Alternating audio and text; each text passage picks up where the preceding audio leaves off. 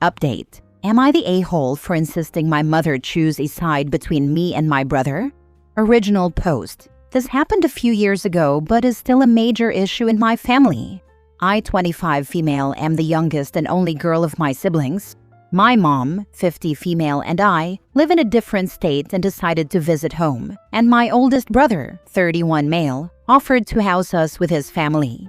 The first night there, my mom went out with some old friends, and my brother and his girlfriend, 32 female, asked to hang out with me in their home for the night. After their kids, 4 kids between the ages of 9 months and 12, went to bed, we started drinking and talking about random things since this was the first time I had actually met his girlfriend and spent time with her. While talking, his girlfriend asked about our childhood and what he was like as a kid. I answered honestly, he was a bad kid. He ran away. He spiked our mom's boyfriend's drinks with bleach. He fought at school almost daily. And he was suspended constantly until he dropped out. Something I thought was funny to joke about was not funny to him, and he got angry. My brother's girlfriend and I laughed it off. We were all very drunk at this point, but I could tell he was getting angrier and angrier. Then he asked me, if I just punched you right now, it wouldn't be funny, would it?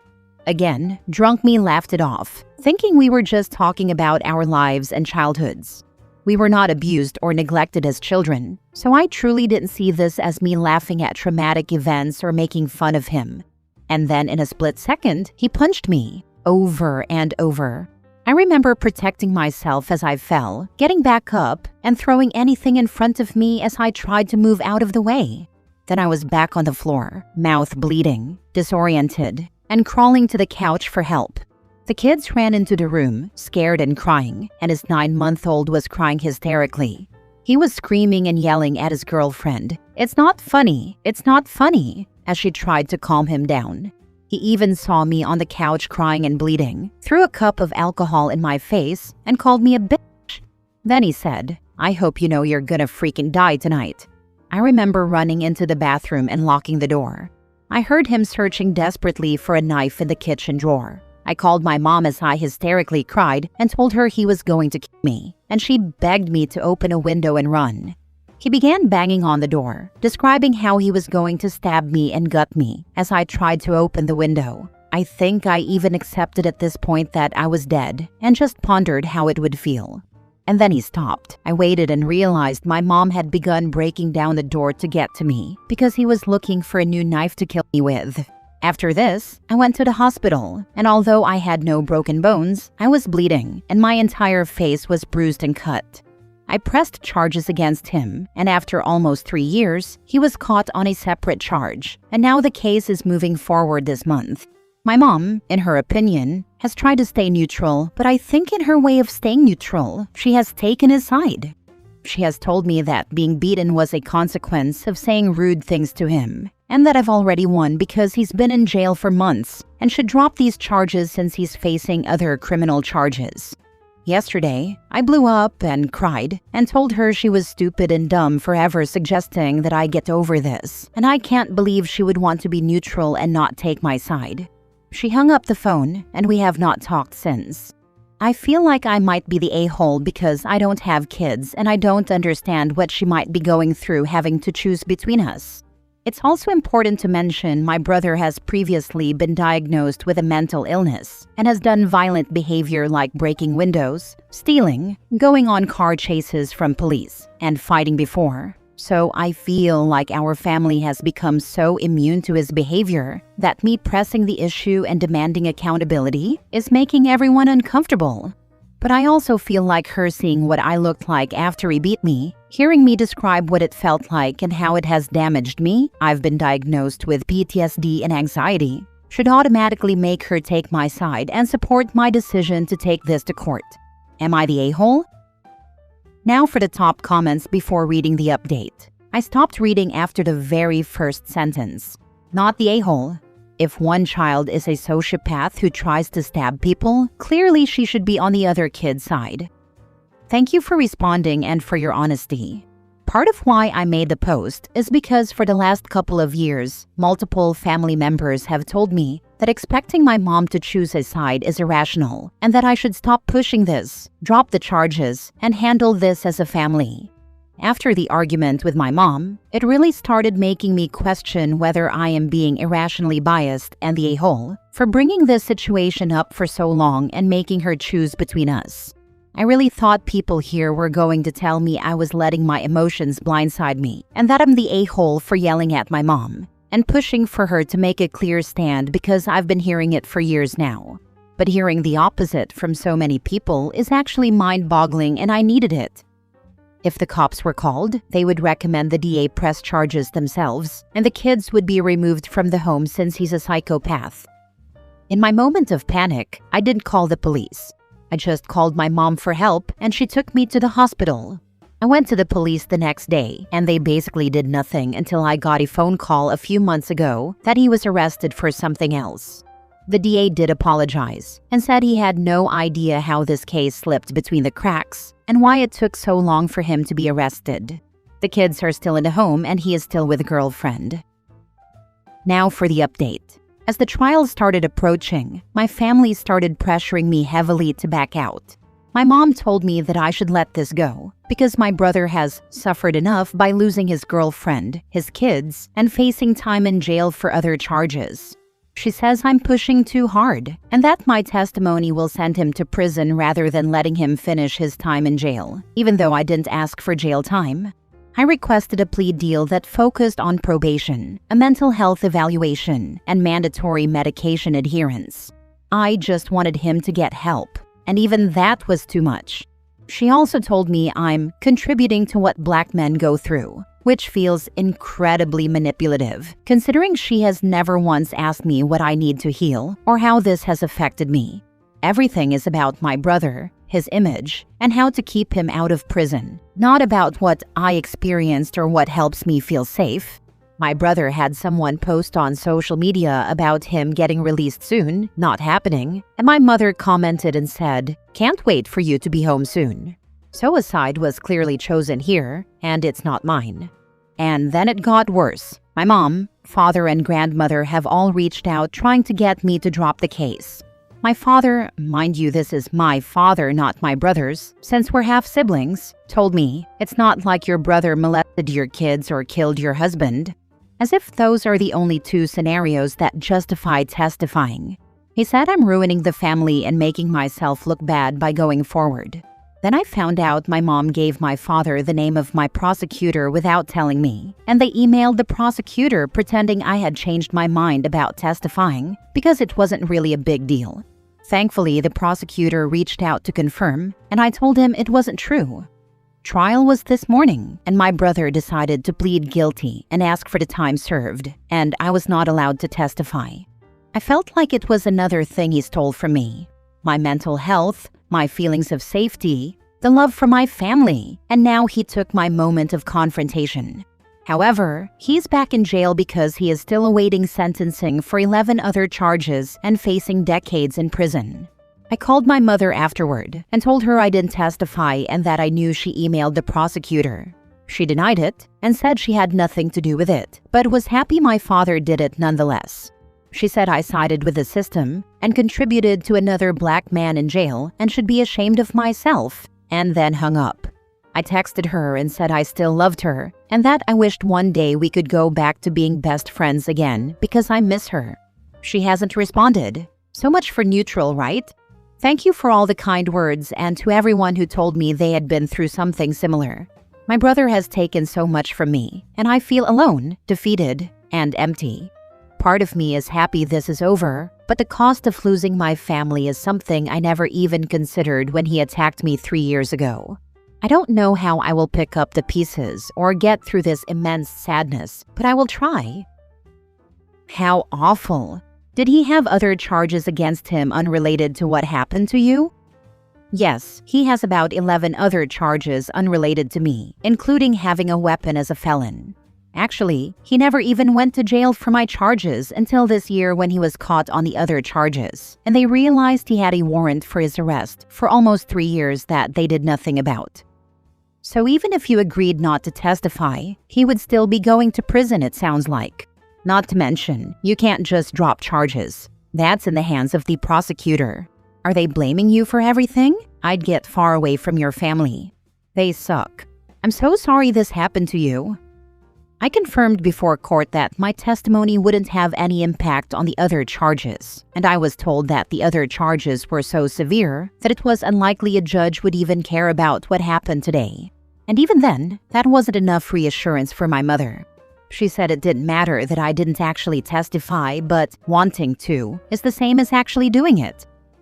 Not the a-hole. Would she rather have you 6 feet underground just so her precious boy can roam free torturing others? Does she realize he will hurt you or someone else again? Yes? He does have a history since his childhood of being violent, and he will absolutely hurt someone again if he is released. And considering how they are treating you now, you might not be able to survive his next attack. I'm a mother myself. There is so little I won't do for my kids. If any of my kids does what your brother did, not just to their siblings but anyone really, I'd be the one kicking them straight into the jail. Your mother doing him a disservice by downplaying his behavior. And she is a horrible person, and you are better off without her. Other people have said this to me, and I asked her that once before. If he had killed me, would you be testifying on his behalf? She's never answered me. She just changes the subject or rolls her eyes. I never considered until I posted on here that he would try to hurt me when he got out. My mother has literally told me before that he is still welcome in her home, and there's nothing I can do about it. So yes, she is willing to sacrifice me, and that's hard for me to admit and think about. Next story. Am I the a-hole for not personally telling my sister-in-law my husband and I have decided to stop fostering? My husband and I, both late 30s, had fostered children for a number of years. We have 3 young children together, and we always kept them in mind while we fostered. We made sure to limit the number of kids we fostered at a time, so nobody was displaced. 5 years ago, we had a lovely 2-year-old boy placed in our care. We were told he was likely going to be adoptable in the coming years, and were asked if we would be interested. We were absolutely on board with this if it should ever happen. 3 years into fostering him, we were told that his biological mother was agreeing to give up all parental rights and allow him to be adopted. Our foster son bonded with all of us, and we all bonded with him. The kids saw him as a brother. We saw him as our son, and he saw them as his siblings and us as his parents. We had actually started the process to adopt him a few months ago when the rug was pulled out from under all of us. The caseworker decided to remove him from our home and place him with a couple who were looking to foster to adopt. It was devastating, and he didn't want to leave. We asked for reasons why the decision was made, and the caseworker said it had been decided that he would be better placed with parents who did not have any children. I did push back some and brought up how bonded he was with us all and how excited he was for the adoption. I told her it would devastate him. She said he would recover and all would be fine, that he was young, and that they felt this was the best decision no matter how much he wanted to be with us and we wanted him with us. The thing is, with fostering, we always knew something like that could happen, but we never realized once the adoption process had started after parental rights were terminated that it could happen. This was devastating for all of us, and my husband and I agreed we could not risk this again, so we stopped fostering. It was a difficult decision because we loved helping kids. We loved offering them a safe space, but we couldn't hurt our kids again, and the risk was too big considering how badly this was all handled. It wasn't even us who first mentioned adoption to our now former foster son. It was the caseworker. I'm going off on a tangent right now. Sorry. We didn't say anything to our families for a while, and when we did, we told a few people who spread the news for us. One of those was my brother, and he told his wife, sister-in-law. Sister-in-law was angry that I didn't tell her directly myself. She was a foster kid and had been very supportive of us fostering. When she found out, she said I owed it to her to tell her face to face, and how dare I stop like that when I could help so many others. I explained to her the reasons, but she did not want to hear them. She said there are kids out there with nothing, and I'd rather protect kids who have everything. She has mentioned at least 3 times by now that I should have told her directly, and that I'm an a-hole for not doing so. Am I the a-hole for that? Not the a-hole. She can foster herself. Nobody is stopping her. She could, but she told me before she couldn't bring herself to foster because she wants to have kids biologically connected to her. Wow, what a hypocrite she is. What a piece of work. Not only is she absurd for expecting people to personally shuffle to her doorstep and explain themselves about deeply private decisions, she's also a raging hypocrite. So sorry for your family's loss when the adoption process was stopped by the caseworker. That does not sound like the child's best interests were prioritized. Your sister-in-law might have strong feelings about fostering since she was a foster child, but she sounds very reactive and presumptuous to be so adamant that you should have told her directly. Why does she think you owe her an explanation? She sounds ridiculous. You and your husband are making the decisions that are right for your family. It's really not your sister-in-law's business. You are not the a-hole. I don't think so, and neither does my husband. It really shook our faith in the system, given he was settled and happy with us, and excited to be adopted and had been told, only for him to be taken away and we couldn't do anything to stop it. Last story. Am I the a-hole for refusing to adopt my niece after my sister died? I, 34 female, have 5 children, ranging from 3 to 14.